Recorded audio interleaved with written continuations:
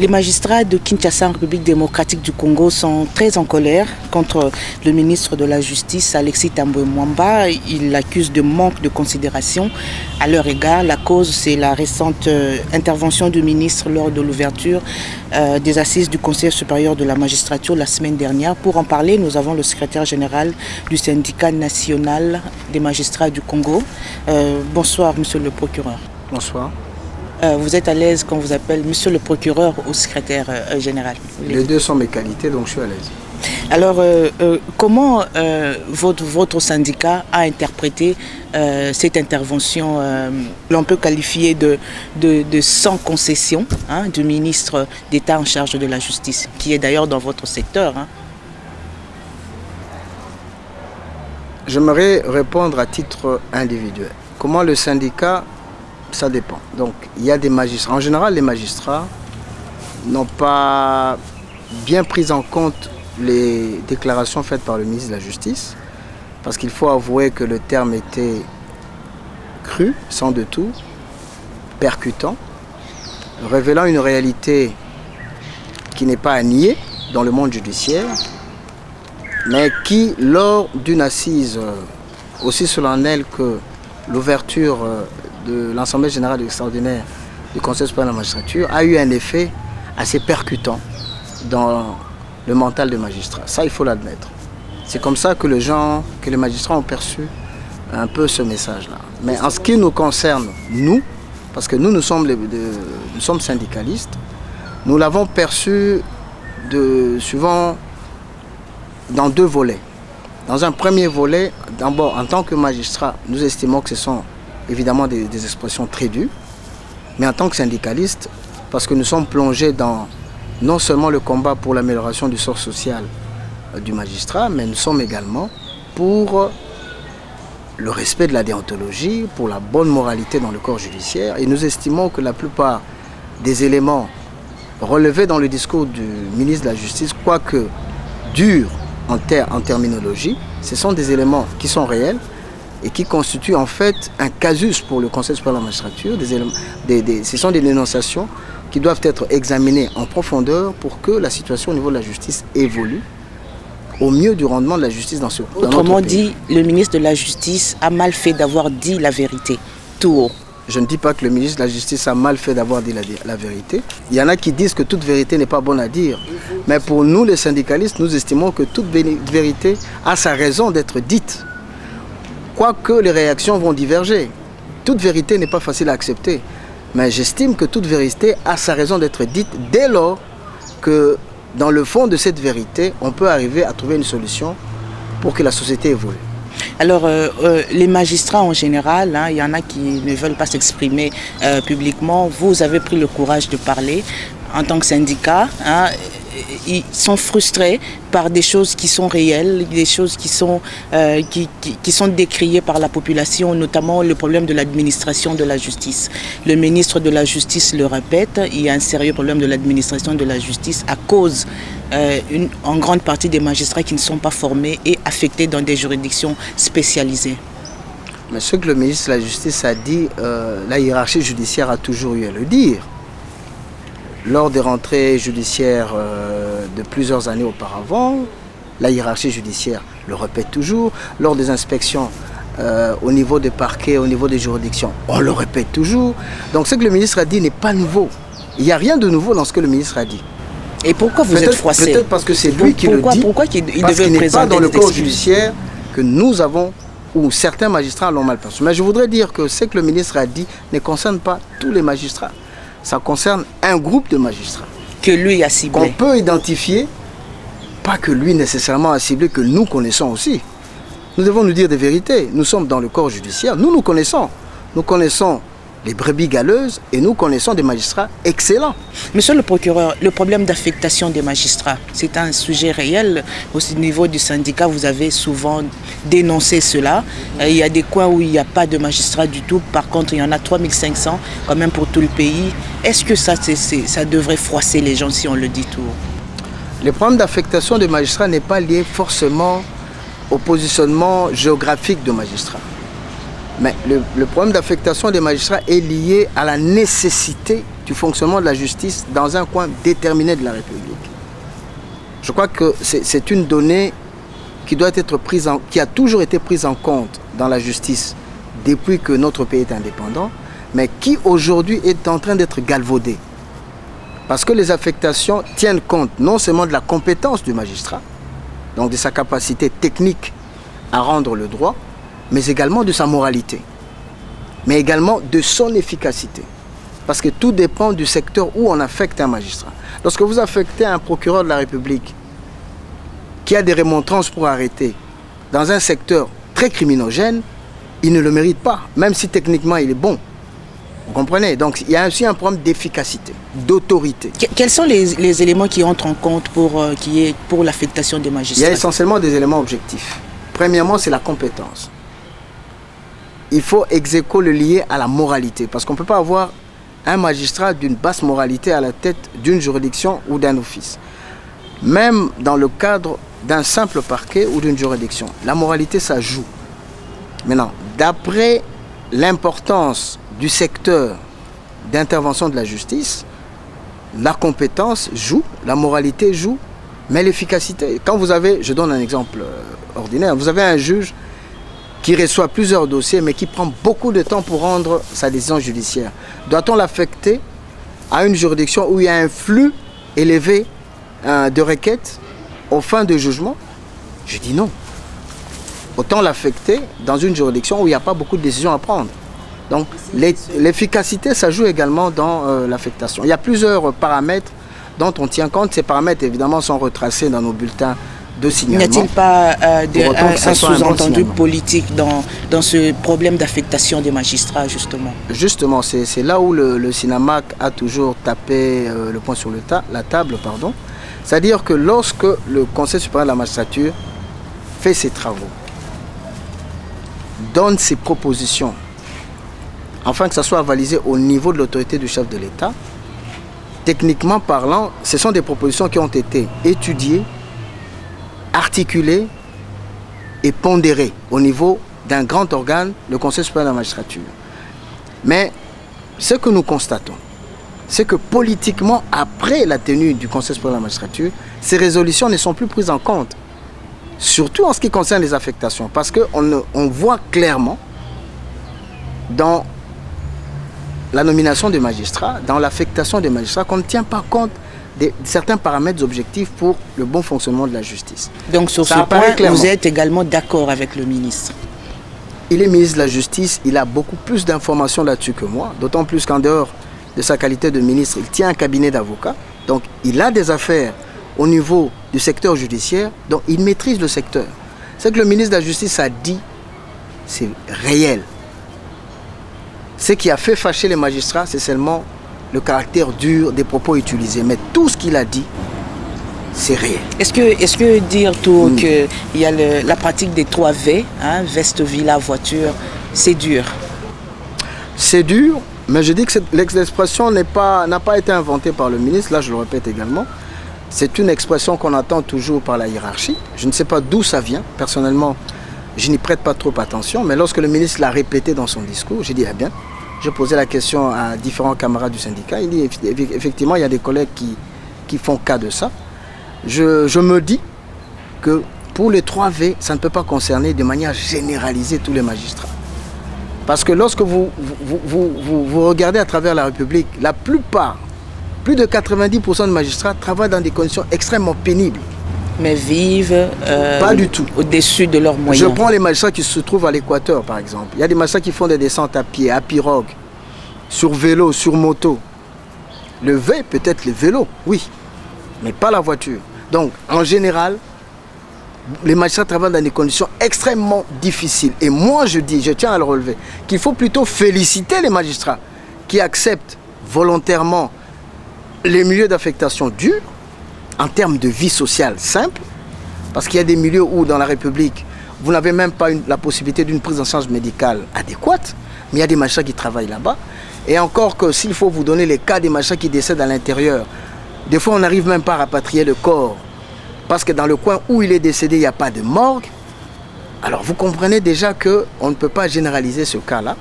Peut-être le ministre a voulu sensibiliser sur la particularité des magistrats qui font cela, ce qui est évidemment à dénigrer également. Mais ça ne peut pas être généralisé. C'est réel, mais ça ne peut pas être généralisé. Monsieur le secrétaire général, est-ce que vous avez l'impression que ce discours ou l'intervention du ministre est allée au-delà même du débat qui devrait être la question de la prise en compte des conditions de travail des magistrats et peut-être la pauvreté qui est à la base de tout ce qu'il y a comme mot dans la justice? Je pense que nous devons faire la part des choses. Le rôle du ministre de la Justice n'est pas forcément dans la carrière du magistrat.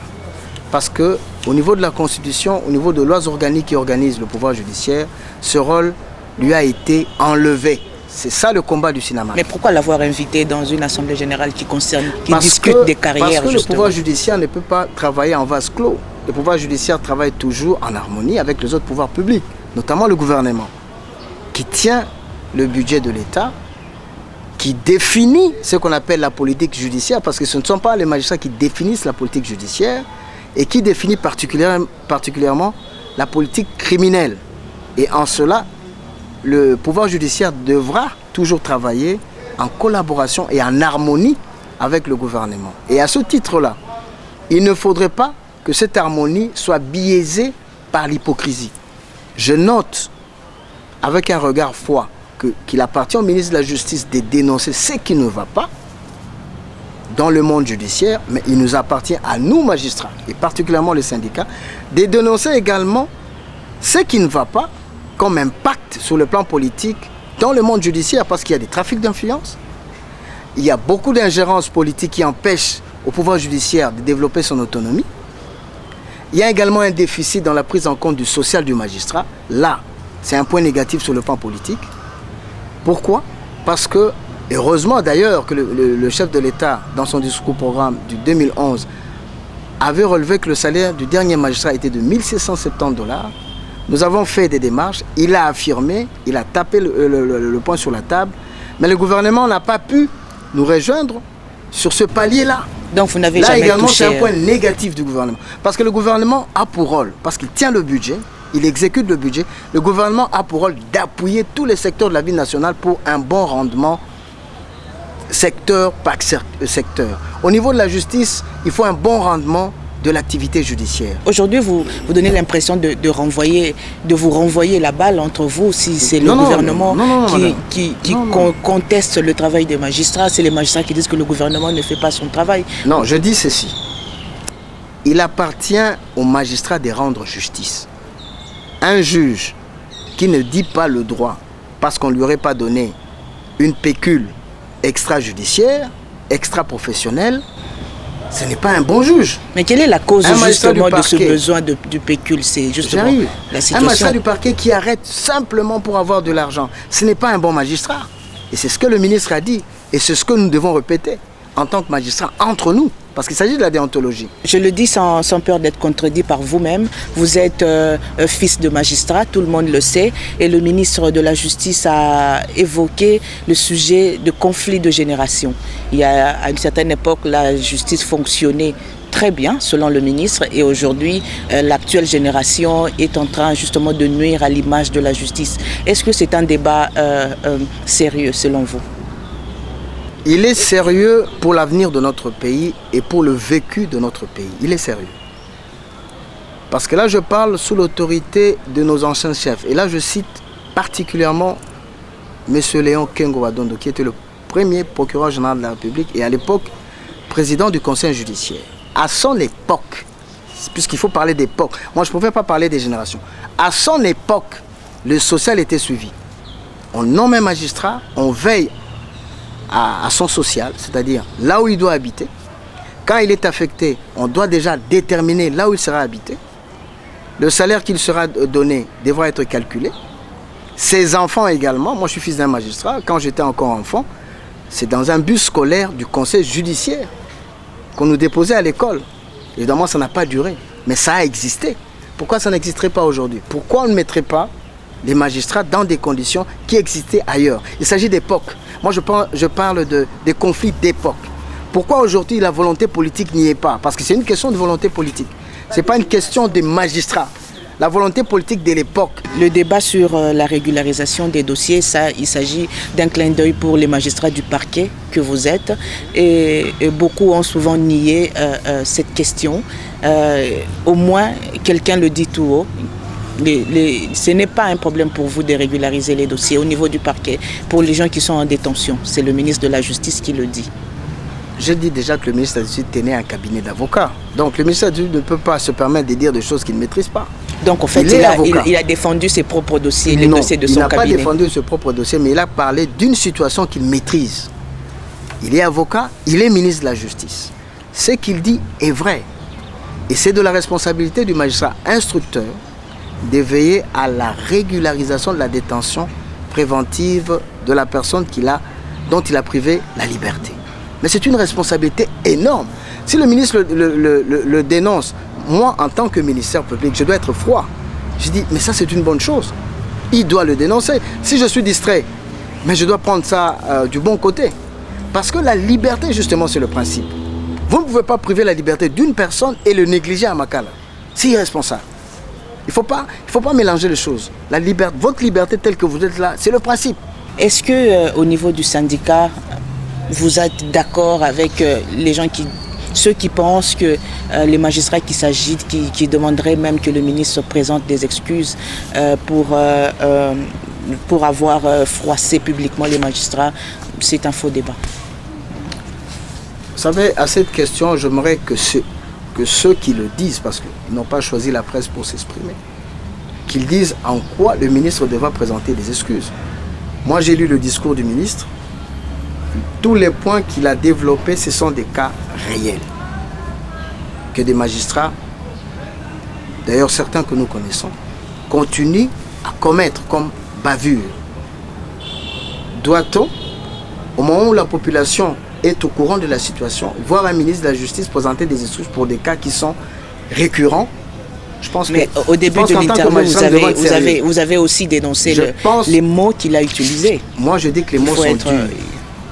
D'avenir, j'aimerais que le ministre de la Justice utilise des mots, parce qu'on est entre institutions, qu'il utilise des mots durs, mais dans le sens... Caresser au sens... Non, pas dans le sens... Je n'aimerais pas qu'on nous caresse, parce que nous avons la responsabilité régalienne de garantir les libertés et les droits des citoyens. J'aimerais qu'on utilise des mots nets, mais pas trop crus. Voilà, c'est ça l'expression qui me revient à la tête. Pas de termes crus. Je ne le souhaiterais pas. Est-ce que vous ne le dites pas par peur de représailles? Mais les représailles, le cinéma le subit déjà. Moi, j'ai 18 ans de carrière. Je n'ai que 2 promotions. C'est qui est anormal. C'est pourquoi moi, j'aime bien ce que le ministre a dénoncé. Il faut dire des choses tout haut. Comment? Je connais des magistrats. Je ne parlerai pas de mon cas. Je connais des magistrats excellents dans ce pays. Des magistrats qui m'ont formé. Mais qui se retrouvent dans une situation de promotion inférieure à moi. Je trouve ça inacceptable. Est-ce que l'Assemblée générale du CSM est un lieu pour se régler des comptes? Non, l'Assemblée générale est un lieu où on doit parler du magistrat. Du magistrat. On doit parler du magistrat congolais. Pas de certains magistrats à qui on donnerait des promotions à tout moment. On doit parler du magistrat, c'est-à-dire le magistrat, point. Qu'il soit de telle province, de telle autre province, ça importe peu. Du magistrat congolais. Monsieur le secrétaire général, on va terminer avec cette dernière question. Maintenant que le Sinamag et vous-même, parce que c'est deux personnes différentes, je vous en prie. Vous avez reconnu qu'il y a des sérieux problèmes d'administration de la justice en RDC à cause de tous les maux qui gangrènent d'ailleurs à ce secteur. Qu'est-ce qui reste à faire aujourd'hui? Ce qui reste à faire, ce qu'il faut faire, qui n'a jamais été fait, il faudrait que le Conseil supérieur de la magistrature fasse son travail. C'est-à-dire, l'Assemblée vient de se comme clôturer. organe de gestion de carrière de magistrats, on devrait s'occuper des magistrats d'après leurs compétences, leur moralité, leur rendement, individuel et général. Donc, dispenser, quand je dis la dispensation dans le sens juridique, c'est-à-dire donner des promotions aux excellents. Il faut que ceux qui sont promus soient d'abord des excellents. Je crois que c'est à ce titre-là qu'on peut parler quand même de conflit des générations. Actuellement, on voit des médiocres promus. Ça, il faut qu'on le dise clairement. On ne peut pas promouvoir quelqu'un, par exemple, comme premier substitut, alors qu'en tant que substitut, il n'a jamais siégé. Donc je crois que c'est ça qu'il faudra faire. Et combiné en même temps avec les conditions de travail. Ce n'est pas normal de voir un palais de justice qui est sale, où les magistrats travaillent dans des conditions, dans une exiguïté inacceptable, parce que l'image de la justice est ça, dans ce le n'est pas le magistrat, travail des mais c'est magistrats, dans le palais de justice aussi. Ça, ce n'est pas le travail des magistrats. C'est plus le travail des politiques, parce qu'il s'agit de l'autorité budgétaire. C'est un budget qu'il faudra voter là-dessus. Parce que le budget, au niveau du Conseil supérieur de la magistrature, concerne le fonctionnement de la justice. Mais pour les constructions des bâtiments, les rénovations des palais de justice, ça c'est le gouvernement. Si aujourd'hui on met les magistrats dans les bonnes conditions, vous pensez que cela va améliorer la situation, la question de moralité? Absolument. Il faut que les magistrats soient dans les bonnes conditions, mais attention, il faudrait que la discipline s'applique. Si les magistrats sont dans les bonnes conditions, qu'il y a des tribalismes dans le corps judiciaire, ça ne marcherait pas. Si les magistrats sont dans les bonnes conditions, alors qu'il y a on donne des promotions à des médiocres, ça ne marcherait pas. Donc il faudrait que les magistrats soient dans de bonnes conditions, mais il faudrait qu'il y ait une rectitude sur le plan de la déontologie, que le meilleur soit promu.